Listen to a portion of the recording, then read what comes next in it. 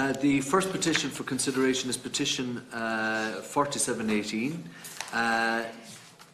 The petition would like to see the organisation of an All-Ireland Citizens' Assembly to negotiate and agree upon the basic structure of an independent 32-county republic, or 32-county Ireland, let me be clear, and to negotiate an All-Ireland referendum on Irish unity.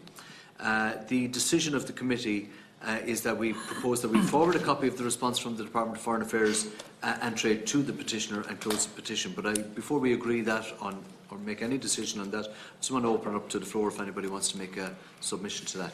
Deputy Tobin. Yeah, I think it's unfortunate the way that the extra petition is phrased, and I think that the phraseology of the petition probably prevents this committee in having been able to bring it forward to greater debate. But I think that the substantive desire of the petition is one I think that really needs to have more debate here in Leinster House for sure.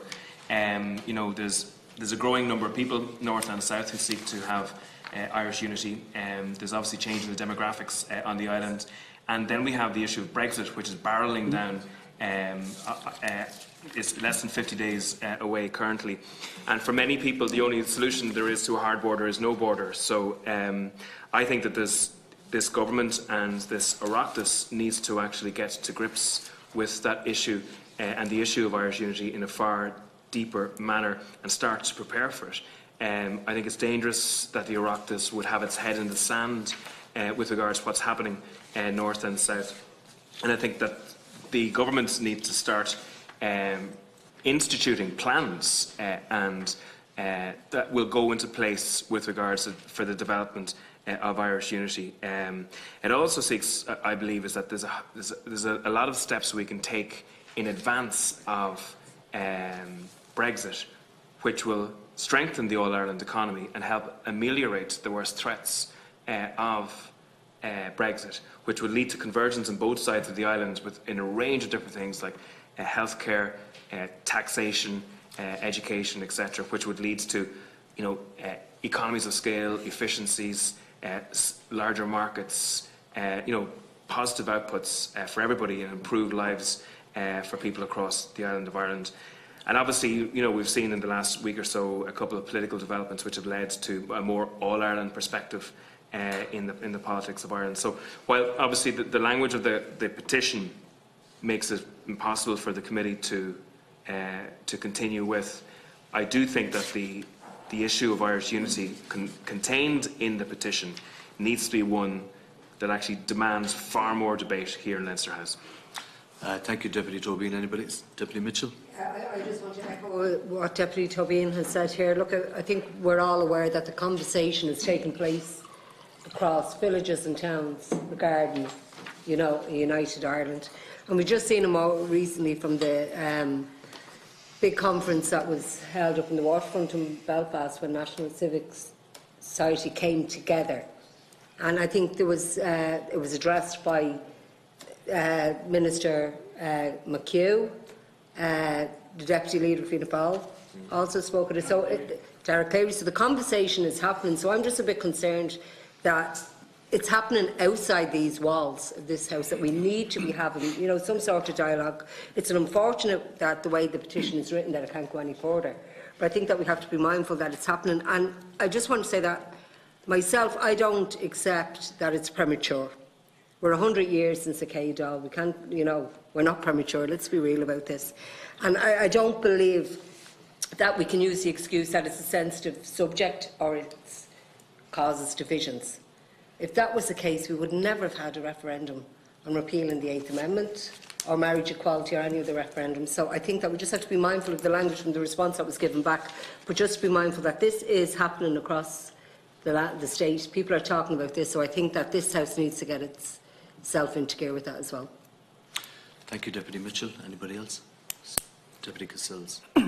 Thank you very much, Chairman, and I'm delighted to have the conversation in the Houses of Oireachtas about a united Ireland, achieving that goal and the pathway to do that, which is very clearly laid down after decades of negotiated positions to do so, and making sure that we don't have any more bloodshed on our streets, either in the north in the middle of Dublin city centre or in the cities of England either, and leaving people maimed or dead.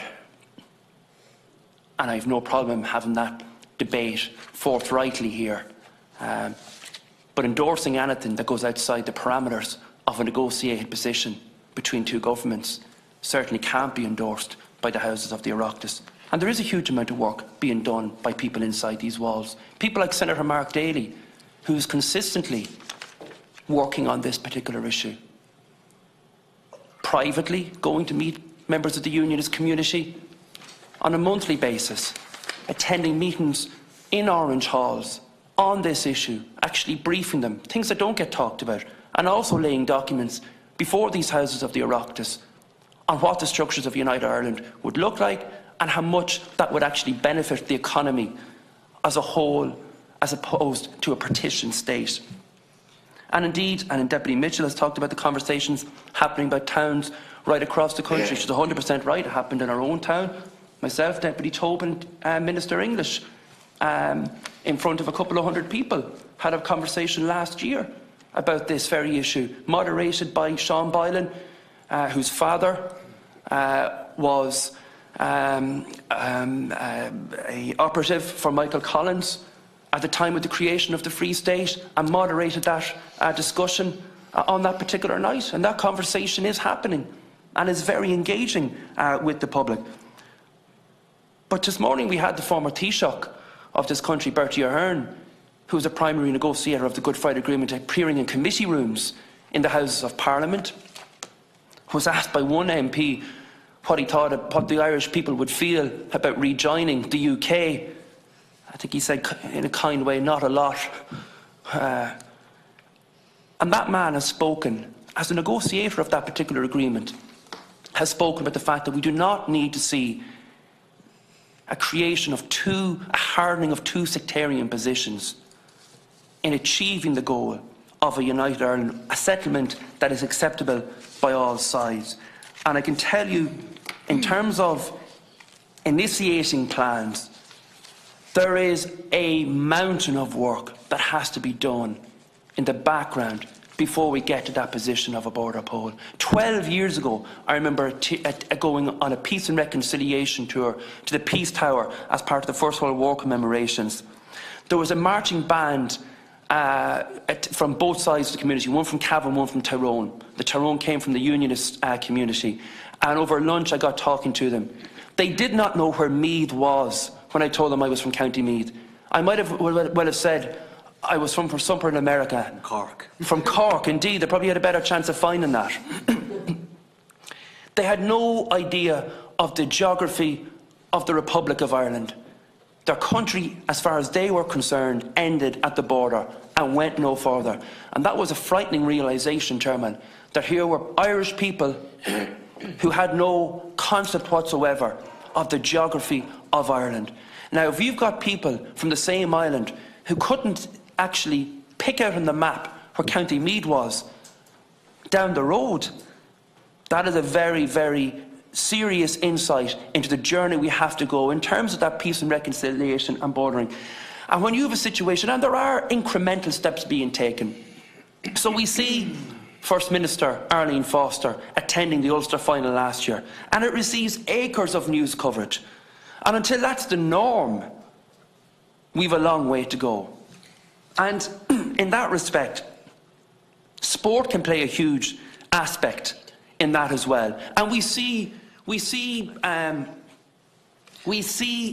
organisations such as the Irish Rugby Football Union, who are a 32-county organisation, and who probably more than any actually have the buy-in of both sections of the community.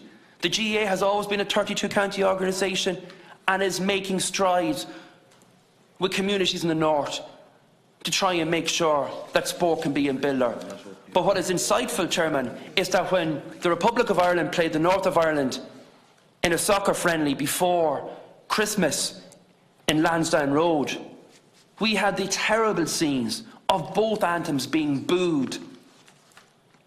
And that's the kind of resonating hate that still exists in this country. Now, if you can't see that, if you can't see that communities that kind of hate still lingers. And you saw the dissident activity with the car bomb recently as well. And there's a huge amount of work to go in that respect. And that's why I refer to the work that is taking place week in, week out with communities. And remember, this is all happening at a time when the political institutions in the north can't get their act together to form a parliament. The longest standing suspended parliament in the world, bar none. And the last point I would make, Cathaoirleach, is the petitioner refers to the fact that the Irish people must decide on their own future. They have. We are Irish people. We have decided our future. We had a protracted discussion about Articles 2 and 3, which was a huge thing for all of us as Republicans, to see their extraction from the Constitution, but was done on the basis of creating the pathway towards the United Ireland. Does the petitioner forget that? Because I don't. I know what a huge and seismic thing that was for people in this country in terms of that assertion towards the whole country and its place in our Constitution and its removal and what that meant. But that people in this country, both north and south, bought into that. So that people today, kids today who are going round all Ireland on school tours, did not have the weekly news bulletins on RT or the BBC of people being blown to smithereens. And that's only 20 years ago, Cathaoirleach. We remember Oma, it's only 20 years ago. So I think I welcome the discussion here today, and I welcome the fact that we have a pathway towards the United Ireland, and there are people quietly trying to make that happen. Thank you, Cathaoirleach. Thank you, Deputy Cassells. Senator Buttimer.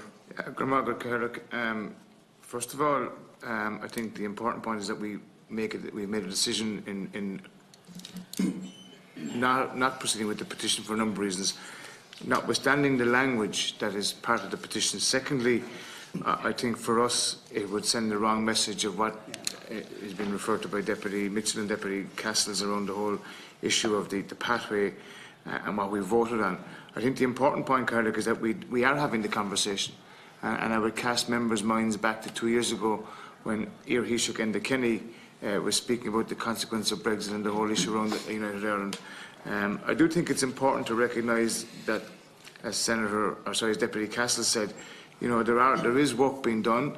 I mean, if you take people in my own party like Frank Feehan, who is very clear in his approach and has been involved in meeting with, discussing, liaising, engaging with many different organisations, community, political in the north of our country. And I myself, Cathaoirleach, have had the pleasure of being up in the north canvassing and meeting with members of the SDLP, the Alliance Party as an example. And I think it is important that we recognise that, look at the Clare Byrne recent polls around United Ireland, around the border poll, around what people want. And I think the last thing we must do is to create a political football whereby we can kick this back and forth and up and down. This is far too important, far too sensitive and far too precious. And we must avoid the polarising language and the hardening, as Deputy Cassells said, of sectarian positions. So I think, the best that we could do here is to recognise that all of us who are Republicans, all of us who want to have a 32 County Ireland and aspire to that, know that we have reached the point through the Good Friday Agreement whereby we have a pathway. Many people voted to get rid of Articles 2 and 3 and to amend a new article into the Constitution. So I think that's where we're at now. The substantive text that's before us, I think, is too divisionary. It sends the wrong message, and I think the point you made earlier are worth, again, reinforcing. Thank you. I'm not opening up a big debate on this platter. No, that's fine. I'm just not. I'm telling you no. Yeah, but not a big debate. But No, not even a small debate platter. And I'll be very, very clear and succinct. There are other fora to debate the nature and extent. Can I just come back in very briefly, because this is the first debate I've had on the issue of United Ireland in 8 years in the Dáil. Okay, but well, that's not the fault of this committee, and I would suggest that this is not the time for that, and there are other more appropriate fora. And that's a ruling I'm going to make now, Padder. Well, but please do intervene if you want to. What I would like just For a short intervention. Very But we're short. not doing political football here now, folks. I can tell you that now. And to be honest, Chair, it wasn't my desire to introduce Please. political football in my contribution. No, but this is your second intervention But I didn't as well. seek to raise the hackles of anybody. I was careful not to, in actual fact, when I did that. Listen, a couple of years ago I carried out a study on the All-Ireland economy, and I do think this is important. And in that I spoke to well over 100 people, academics, business people, trade unionists, people... Padder, no. I'm making a ruling now. Okay? I'm making a ruling now. I'm very amenable as a chair, and the members who are here present will attest to that. I am not opening up a discussion on a political debate about the future of the island. The committee has already made a determination in respect of, or the committee is about to make a determination, and I'm asking the committee now. Sorry, Chair, just for a second. I just want to repeat. 1 second, Padder. And I don't want to be rude. I really don't. No, I don't want to be rude either, Padder, but I am making a ruling now. But what I'm saying is, in 8 years, it is strange. What I am saying, and I do not want, I'm not giving you any more oxygen, so I'm asking you now, please, to obey the chair, okay? I'm not giving you any more oxygen. 20-minute conversation in So I committee. propose that we forward a copy of the response from the Department of Foreign Affairs and Trade to the petitioner and close the petition. And before I ask for agreement or no agreement on that, I just want to state that the petition was deemed to be premature on the basis that the petition clearly said, and I quote, "The Irish people must decide on their own future instead of awaiting a border poll from a nation that has blatantly dismissed their grievances and sentiments." Now, there's very clear language in the Good Friday Agreement in respect of the border poll, which we have all signed up to. We're all Republicans, okay? So we all have a perspective on the future of the island, and I think there's a lot more common ground on that than people might think. So I'm asking you, please, is it agreed that we would forward a copy of the response from the Department of Foreign Affairs and Trade to the petitioner and close the petition? That's agreed. Is that agreed? Okay, agreed. Thank you very much. The next petition for consideration is petition 2/2019 from Laura Hackett. The petition concerns the well-being of breeding dogs in Ireland. The proposal is that we forward a copy of the response from the Department of Rural and Community Development and the revised guidelines to the petitioner and close the petition. Is that agreed? Agreed. If I may just Please, indulge Senator, your patience for just 2 seconds. I think the issue that the petitioner is raising is an important one, and I just thank the petitioner for bringing it forward. Thank you very much. The final, it is agreed anyway. That's agreed, Jack. Okay, so the final petition for consideration is 49/2018, Mr. Marco Heydon. I propose that we deem the petition inadmissible in accordance with Standing Orders 111C 1D. Is that agreed? That's agreed. Agreed. Thank you. Propose that we adjourn the meeting till 27th of February at 1:30 p.m. and just want to thank you for your attendance Thank you, today. Chairman. Thank you, members.